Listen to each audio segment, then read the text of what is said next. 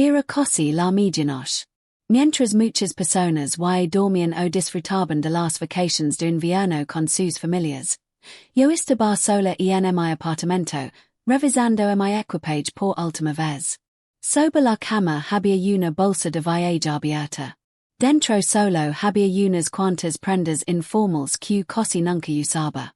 Mi nombre es Brittany Vance.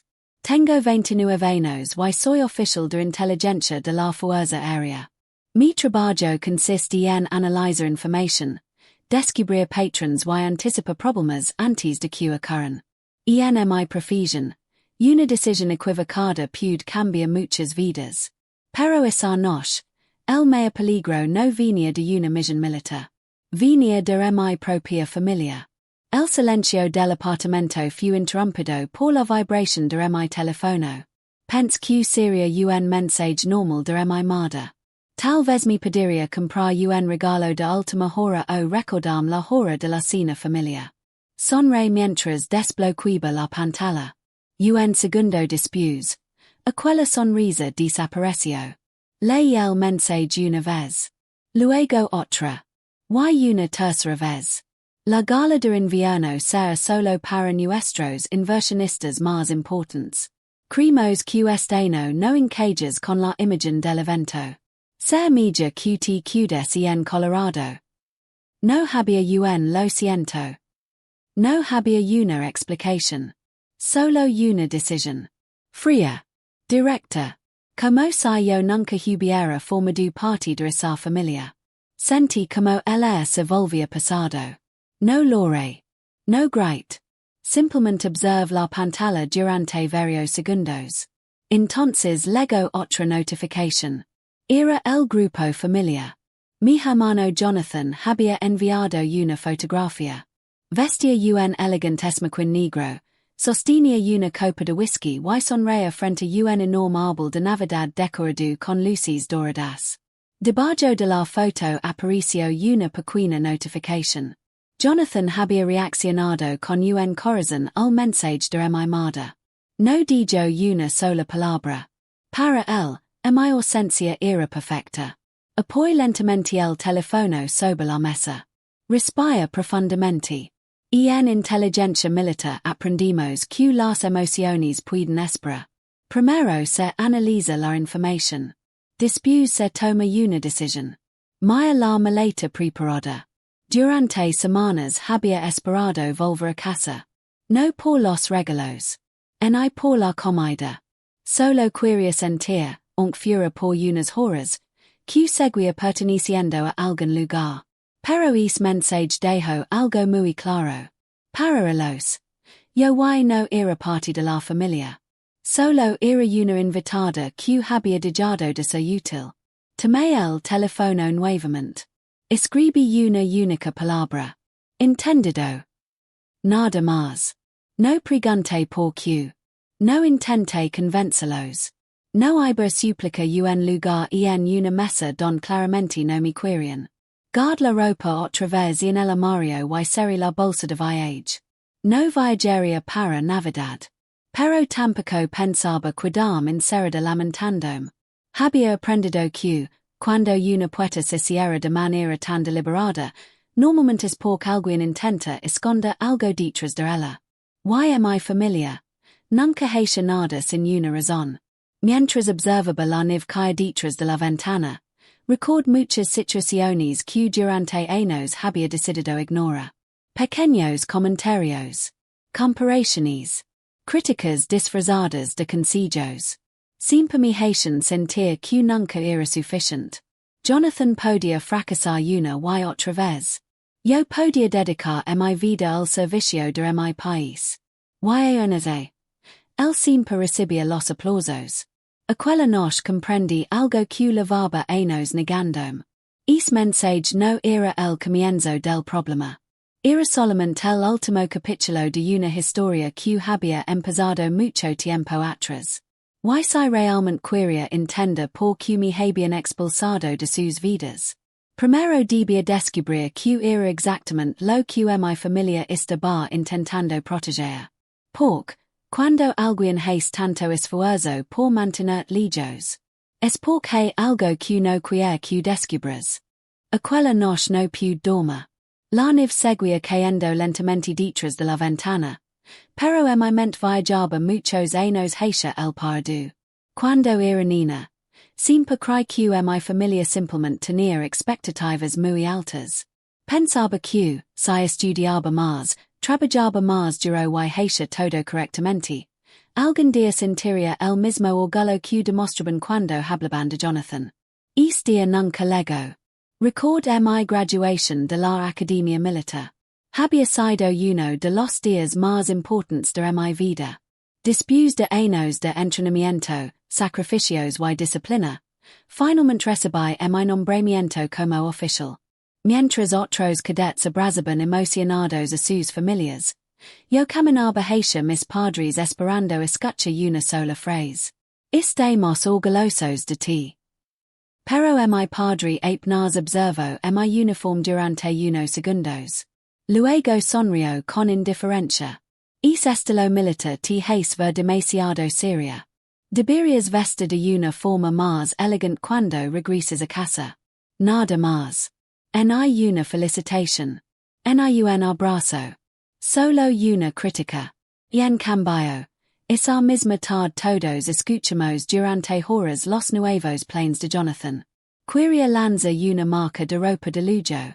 No tenía experiencia. No tenía clients. Ni siquiera tenía un destino terminado. Aunaci, mis padres lo trataban como si fuera un empresario famoso. Mi padre anunció con orgullo que invitaría una gran cantidad de dinero para ayudarlo a empezar. Todos aplaudieron. Yo permanecí en silencio. No porque sintiera envidia.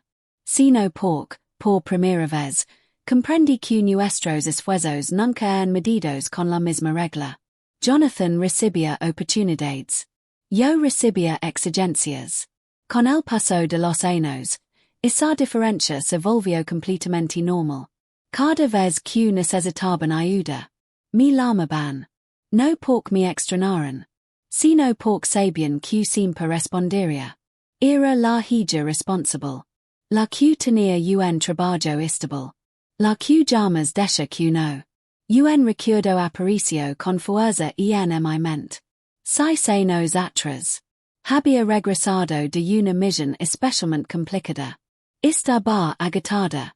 Solo quería descansar unos días. Pero mi padre insistió en hablar conmigo apenas llega a casa. Entré en su despacho. Sobre el escritorio había varios documentos perfectamente acomodados. Mi padre respiró profundamente antes de hablar. Tenemos una oportunidad muy importante para la familia. Me explicó que necesitaban refinanciar una propiedad en la montana. Según él, todo era una simple formalidad bancaria. Solo hacía falta un segundo firmante con buen historial financiero. Me aseguró que no existía ningún riesgo. Es por el futuro de la familia.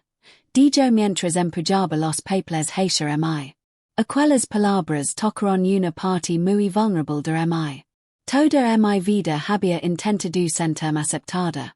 Pensé que aquella era mi oportunidad. Sin leer cada página cuidadosamente. Firme. Confí completamente en él. Nunca imaginé que aquella firma cambiaría mi vida años después.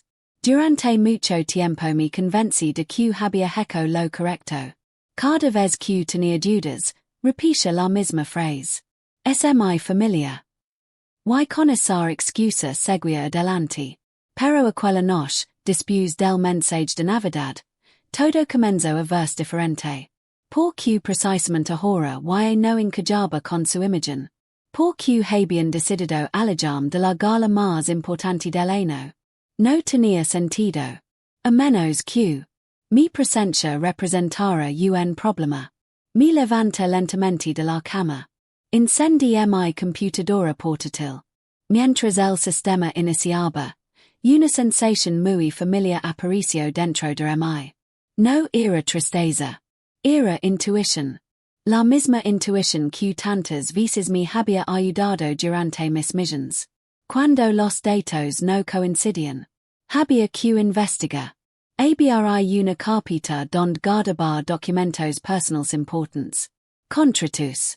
Registros financieros. Archivos antiguos. Todo está perfectamente organizado. Después de varios minutos en contra el archivo q buscaba. El contrato q había firmado años atrás para ayudar a mi padre. Lo abri lentamente. Las primeras páginas parecen completamente normales. Fechas. Firmas. Cláusulas bancarias. Pero algo dentro de mi deja q seguirá leyendo. No buscaba recordar el pardu. Buscaba entender por q mi propia familia había hecho todo lo posible para mantenerme lejos aquella Navidad. Y tenía el presentimiento de que la respuesta estaba escondida en esas páginas. Solo necesitaba encontrarla. La pantalla iluminaba la habitación mientras el reloj seguía avanzando. Fuera, la nieve cubría las calles en completo silencio. Dentro de mi apartamento, solo se escuchaba el sonido del teclado y mi respiración. Abri el contrato con calma. No tenía prisa. En inteligencia aprendí que los errores aparecen cuando alguien busca respuestas demasiado rápido. Fue leyendo página por página. Las primeras contenían información bancaria normal, tasas de interés, plazos de pago y condiciones generales. Nada fuera de lo común. Pero seguí avanzando. Algo no encajaba. Si mi familia había decidido excluirme precisamente ahora, debía existir una razón mucho más grande que una simple fiesta de Navidad. Lega una sección casi el final del documento. Las letras eran pequeñas. Era el tipo de cláusula que la mayoría de las personas nunca lee. Respira hondo. Comienza a leer lentamente. Mientras avanzaba, mi expresión cambió por completo. Aquella cláusula establecia que, si la propiedad comenzaba a utilizarse como negocio comercial sin la autorización escrita del segundo firmante, el segundo firmante tendría derecho a intervenir para proteger su responsabilidad financiera. Volví a leerla. Después una tercera vez. No había ninguna duda. Yo era el segundo firmante. Eso significaba que mi firma no solo servía para respaldar el préstamo. También me otorgaba derechos legales si el contrato era incumplido. Me quedé inmóvil durante unos segundos. Entonces una idea cruzó en mi mente. ¿Y si la propiedad y estaba funcionando como un negocio? Abri inmediatamente el navegador.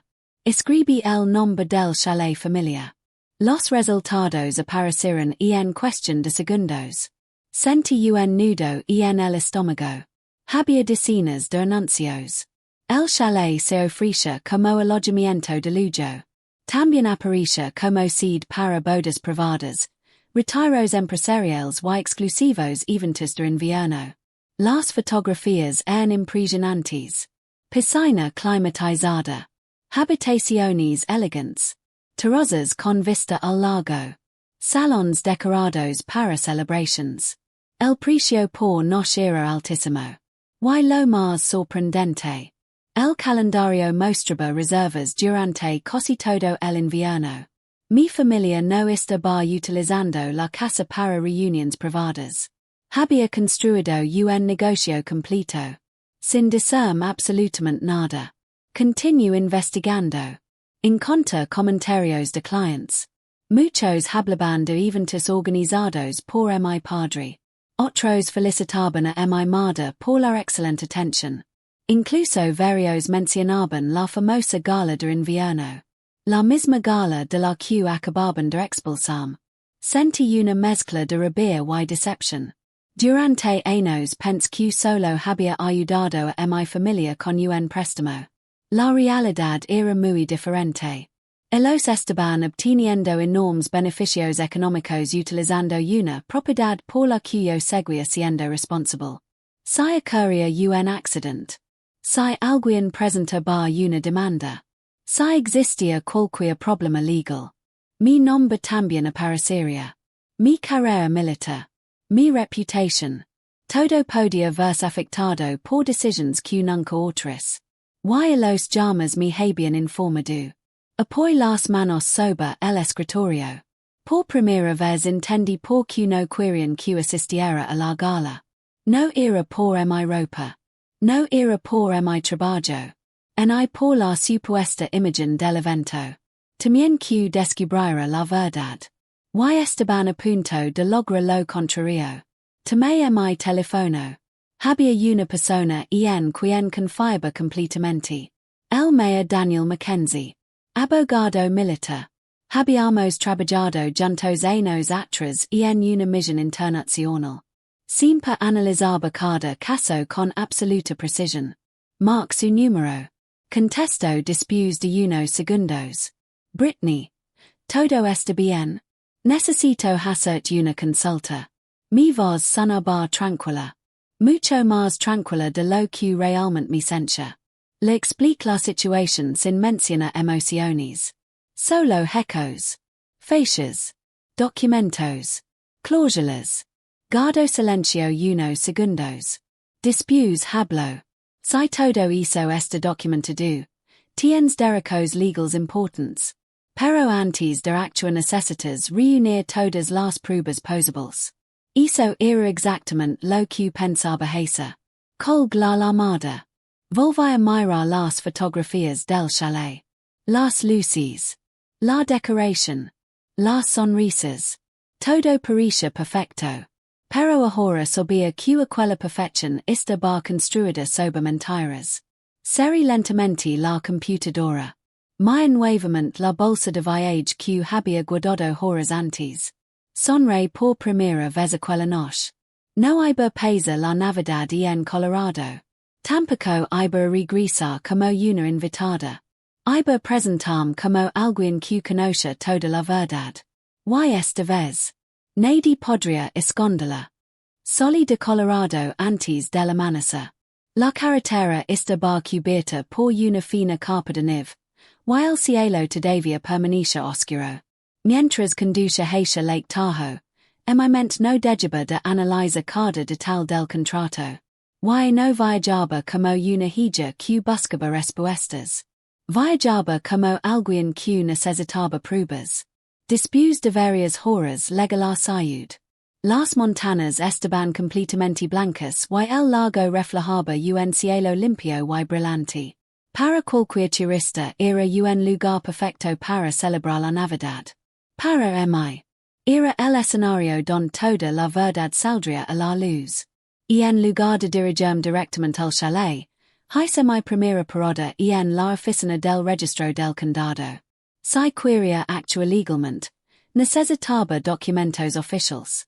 Una empleada muy amable me recibió detrás del mostrador. En que puedo ayudarla. Le expliqué que necesitaba consultar el historial administrativo de una propiedad. Minutos después colocó sobre la mesa un expediente bastante grueso. Comencé a revisar cada documento con paciencia. Había permisos de construcción, planos, registros fiscales y modificaciones realizadas durante los últimos años. Todo parecía normal. Hasta que encontré un formulario reciente. Era una solicitud para instalar varias estructuras turísticas dentro de la propiedad. Leí el nombre del propietario. Nathaniel Vance. Seguí bajando con la mirada. Entonces legal espacio reservado para la autorización del copropietario. Mi nombre aparecía claramente escrito. Pero algo llamó inmediatamente mi atención. Esa no era mi firma. Volví a observarla con calma. Conocía perfectamente mi manera de firmar. Aquellos trazos eran distintos. Más largos. Más redondeados. Más lentos. Sentí un escalofrío recorrer todo mi cuerpo. Alguien había falsificado mi firma. Tomé air lentamente. No quería sacar conclusiones apresuradas. Solicité una copia certificada del documento. La empleada regresó pocos minutos después con el sello oficial. Ahora tenía una prueba válida. Guardé el expediente dentro de mi carpeta. Mientras caminaba hacia el estacionamiento, recordé inmediatamente la caligrafía de mi madre. Durante años ella había presumido de tener una escritura impeccable. Y aquella firma. Se parecía demasiado. Me poi unos segundos sobre el automóvil. La situación y no era solamente un problema familiar. Era un posible delito. Y este delito utilizaba mi identidad. Sac el teléfono y fotografía cada documento. Después envi todas las imágenes al Maya Mackenzie. Su respuesta llegó pocos minutos más tarde. No le minds nada. Conserva todas las copias originals. Esto puede convertirse en una investigación formal. Leí el mensaje dos veces. Ahora estaba completamente segura. No podía seguir guardando silencio. Mientras organizaba los documentos. Mi teléfono volvió a vibrar. Era una publicación de Jonathan. Había subido un video en redes sociales. La gala y había comenzado. Las imágenes mostraban el chalet iluminado con miles de luces. Invitados vestidos de gala. Música. Copas de cristal. Sonrisas. Mi padre saludaba a varios empresarios como si fuera el dueño de un gran imperio. Mi madre recibía personalmente a cada invitado. Jonathan grababa todo con una enorme sonrisa. El texto del video decía. La media noche del año. Observa aquellas imágenes durante unos segundos. Ninguno de los imaginaba que, mientras celebraban, yo conocía todos sus secretos. Guarda el teléfono. Mira el reloj. Todavía tenía tiempo. Abra el maletero del coche. Sac un elegant blazer oscuro y cambié mi ropa. No necesitaba un vestido de fiesta. Necesitaba proyectar seguridad. Revise nuevamente la carpeta. Contrato. Copias certificadas. Fotografías. Capturas de pantalla. Todo estaba perfectamente ordenado. Era suficiente para empezar. Subí al automóvil. El camino hacia el chalet atravesaba un bosque cubierto de nieve. Las luces del edificio comenzaron a verse entre los árboles. Dest lejos parecía una postal navideña. Hermosa. Elegant. Perfecta. Pero yo sabía que aquella imagen escondía demasiadas mentiras. Aparque unos metros antes de la entrada principal. Respira profundamente. Durante años había buscado la aprobación de mi familia. Aquella noche no necesitaba su aprobación. Solo necesitaba la verdad. Tomé la carpeta. Cerré la puerta del coche. Comencé a caminar lentamente hacia la entrada principal del chalet. Cada paso me acercaba al momento que cambiaría la vida de todos. Y esta vez. No pensaba dar un solo paso atrás. Tomé una última respiración antes de subir los escalones de piedra. Las puertas del chalet estaban abiertas. Desde fuera podía escuchar la música, las risas y el sonido de las copas chocando. Todo parecía perfecto. Exactamente la imagen que mi familia siempre había querido mostrar al mundo. Un guardia de seguridad se acercó con una sonrisa profesional. Buenas noches. Su nombre, por favor. Lo mira directamente a los ojos. Brittany Vance. Revisó la lista de invitados. Frunció el ceño. Lo siento, señora. Su nombre no aparece. Sonreí con tranquilidad. Sac lentamente la carpeta. Mostré únicamente la primera página del documento oficial. No necesito una invitación. Soy una de las propietarias legales de esta propiedad. El hombre quedó completamente confundido. No discutió. Simplemente dio un paso hacia un lado. Entra. El enorme salón estaba lleno de empresarios, inversionistas y personas importantes. Mi padre hablaba orgullosamente frente a varios invitados. Mi madre sonreía mientras organizaba cada detalle de la velada. Jonathan levantaba su copa celebrando el supuesto éxito de la familia. Ninguno de los esperaba verme allí. Comencé a caminar lentamente por el salón. Las conversaciones empezaron a detenerse. Varias personas giraron la cabeza para observarme. Mi padre finalmente levanto la vista. Su sonrisa desapareció de inmediato. Que haces aquí? Pregunto con evidente molestia.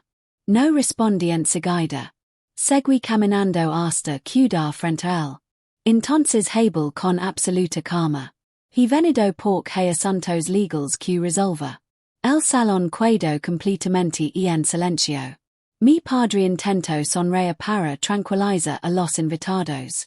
No es momento para hablar de negocios. Podemos conversar después. Nigue con la cabeza. No. El mejor momento es ahora. Abri la carpeta. Sac las copias certificadas.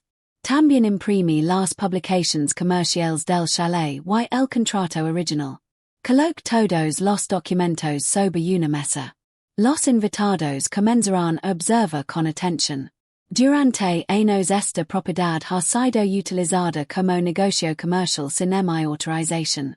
Además, mi firma fue falsificada en documentos oficiales. El silencio se volvió absoluto. Mi madre perdió el color del rostro. Jonathan dejó lentamente su copa sobre la mesa. Mi padre intentó acercarse para recoger los documentos. Retira la carpeta antes de que pudiera tocarlos. No lo haga. Estas copias fueron registradas oficialmente. También fueron enviadas a un abogado. Varias personas comenzarán a alejarse discretamente. Los inversionistas dejaron de sonreír. Algunos intercambiaban miradas de preocupación. Mi padre levantó la voz. Todo esto fue por la familia. Lo observé durante unos segundos. Después respondí con serenidad. No. Fue por dinero. La familia nunca debería construir sobre mentiras. Mi madre comenzó a llorar. Solo queríamos proteger todo lo que habíamos construido. Respira profundamente. Durante años son con escucha una disculpa sincera. Pero en ese momento comprendí que no la necesitaba. Había aprendido una lección mucho más importante. Quien realmente te ama. Nunca necesita destruirte para alcanzar el éxito. Guard nuevamente los documentos. Mira por última vez el enorme salón. Las decoraciones seguían siendo elegantes. La música había desaparecido. Las sonrisas también. La apariencia perfecta finalmente había caído. Me dirigí hacia la salida. Antes de abrir la puerta, me detuve unos segundos. Sin mirar hacia atrás, pronuncié mis últimas palabras. Pasé muchos años intentando conseguir un lugar en una mesa donde nunca fue bienvenida. Hoy entendí que la verdadera libertad comienza cuando dejas de pedir permiso para ser feliz. Abrí la puerta. El frío de la montana golpeó en mi rostro. Por primera vez en mucho tiempo. Sentí paz. No porque hubiera ganado una discusión. Sino porque había recuperado algo mucho más valioso. Mi dignidad. Semanas después, el chalet dejó de ser utilizado para eventos privados. Tras completar todos los procedimientos legales, decidí dar un propósito completamente diferente. El lugar comenzó a recibir gratuitamente a veteranos, familias necesitadas y personas que buscaban un espacio para descansar y comenzar de nuevo. Aquella casa dejó de representar orgullo falso. Se convirtió en un símbolo de esperanza. Porque los edificios pueden cambiar de dueño. Pero también pueden cambiar de propósito. Y algunas veces. Ese nuevo propósito termina cambiando muchas vidas. Si esta historia te hizo reflexionar, recuerda algo muy importante. Nunca permitas que nadie defina tu vela. No necesitas la aprobación de quienes nunca supieron apreciar tu esfuerzo. Construye tu propio camino. Rodeate de personas que celebren tus logros. Y llamas tengas miedo de ser una puerta cuando al otro lado solo encuentras desprecio. Gracias por acompañarme hasta el final. Si te gustó esta historia, deja tu me gusta. Suscríbete al canal y comparte este video con alguien que necesite escuchar este mensaje. Nos vemos en la próxima historia.